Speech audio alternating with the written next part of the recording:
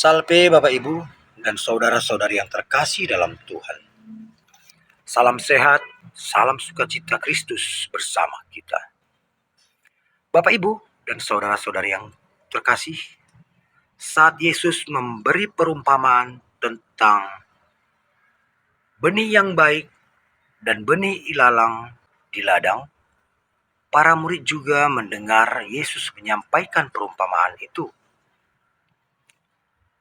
Walaupun mereka mendengar, ternyata murid-murid Yesus pun tidak paham akan arti perumpamaan itu.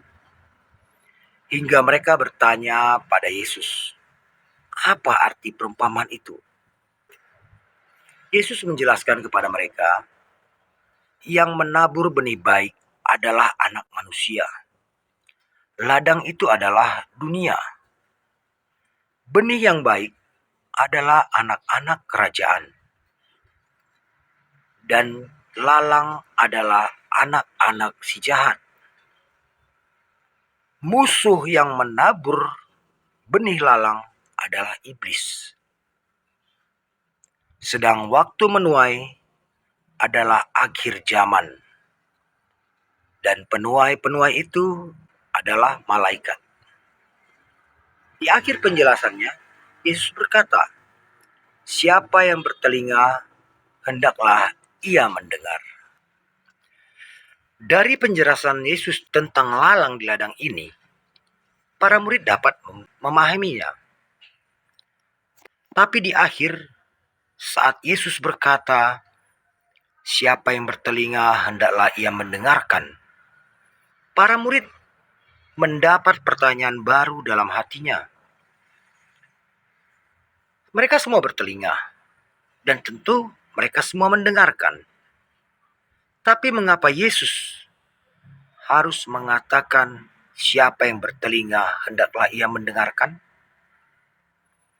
Bapak, Ibu, dan saudara-saudariku yang terkasih,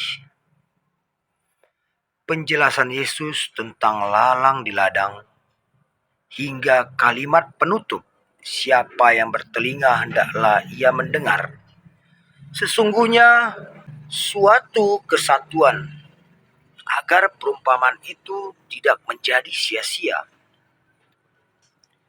Telinga yang dimaksud Yesus pada murid-murid dan pada kita adalah tidak terbatas pada telinga jasmani, tapi telinga jasmani, telinga hati, dan kehendak bebas kita untuk menerjemahkan perumpamaan itu dan memaknainya di dalam hidup kita.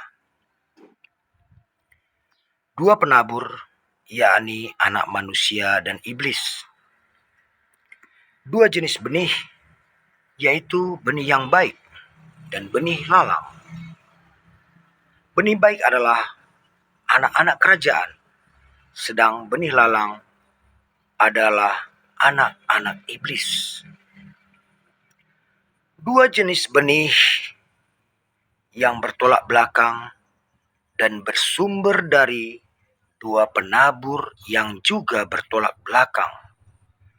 Tentunya juga punya dua tujuan akhir yang juga bertolak belakang, yakni kerajaan Allah dan tungku api. Bila kita telah mendengar dengan telinga jasmani, telinga hati, dan kehendak bebas kita, maka kita akan memilih apakah kita benih yang baik atau akan menjadi benih lalang. Bapak, Ibu, dan saudara-saudari yang terkasih dalam Tuhan, sesungguhnya kita dilahirkan ke dunia ini untuk menjadi benih yang baik. Namun, kita dapat berubah atau beralih menjadi benih lalang karena kehendak bebas yang diberi secara istimewa kepada manusia. Apapun pilihan kita, Allah telah memberi konsekuensi atas pilihan kita itu.